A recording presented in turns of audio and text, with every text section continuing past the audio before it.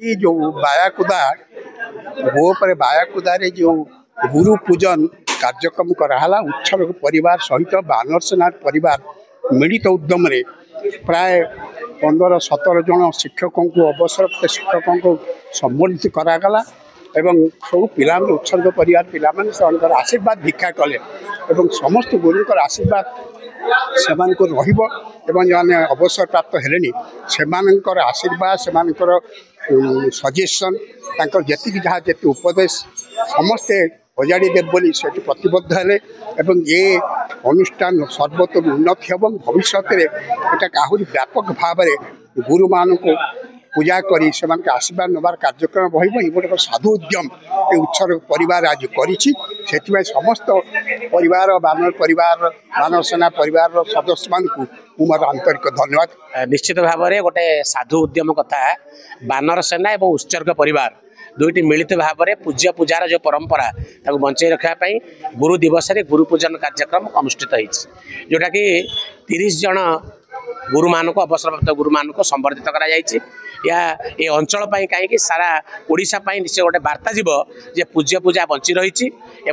शिष्य मैंने गुरु को पारंपरिक रीति में पूजा अर्चना कर आशा रखी उत्सर्ग परिवार और बानर सेना एक परिवार ये कार्यक्रम को बलवत्तर रखु आगामी दिन में कार्यक्रम को आहरी द्विगुणता करूँ। धन्यवाद। उत्सर्ग परिवार बायाकुदा एवं पिलांग खबर कागज बानर सेना तरफ आज माँ नारायणी पीठरे गुरु पूजन एवं संवर्धना समारोह 2025 अनुष्ठित होती ये दुई अनुष्ठान रे आज आम अवसर प्राप्त पुरातन गुरु मान को संबर्धित करी खूब उत्साहित से आशीर्वाद